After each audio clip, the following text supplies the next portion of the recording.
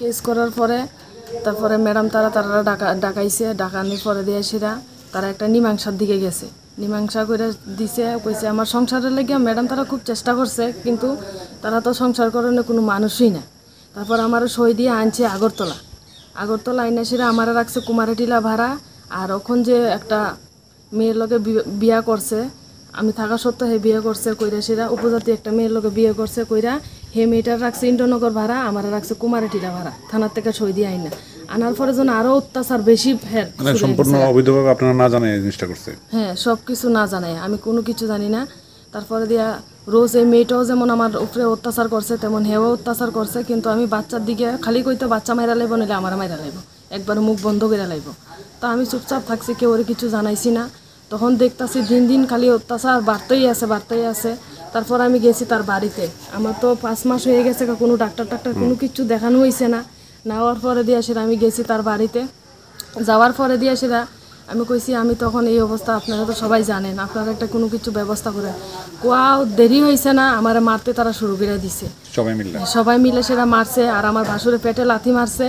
মারার পরে দিয়ে সেটা আশপাকালি কি করে তাইনে তো বাড়িতে গাড়ি আছে, গাড়ি চালায়, আরও কিতা কাজ করে, তারপরে কৃষিও করে তারা। তারপরে দিয়ে সেটা আমি আমার বগনগর হসপিটালে গেছি, ডাক্তার দেখাইছি, ওইখান থেকে আমার জিবি হাসপাতাল রেফার করে দিছে। ওইখানে আবার পর আমার বাচ্চাটা মারা গেছে। এই বাচ্চাগুলি মানে এই যে পেটে যখন আপনার অন্তঃসত্ত্বা এই যে এগুলি ধ্বংস করে দেওয়ার কারণটা কি, যে তার উদ্দেশ্যটা কি? তার উদ্দেশ্য কি এটা তো আমার রাখার মনে কোনো ইচ্ছা নাই।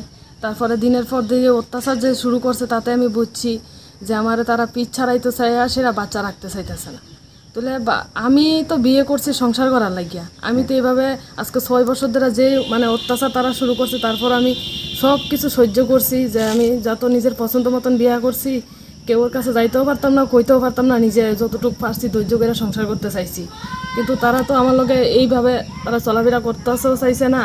তারপরে মানে ভাবছে অত্যাচার করলেনি এন থেকে সইরা জায়গা, এই কারণেই বাচ্চা মারলে ভাবছে এইটা করতে করতে হে এমনি সাইড হয়ে যাবো। তারপর আমার স্বামী তো এখন দেখলাম আরেকটা বিয়ে করছে, করে সেটা আরও হে থানার থেকে নিয়ে আরও জুলুম শুরু করছে, আর পিঠা ডেলি পিঠে, আর বেশি কিছু করলে খালি করবো বাচ্চা মেরালাম, তোরা মেরালাম, একবার মুখ বন্ধ করে এলাম।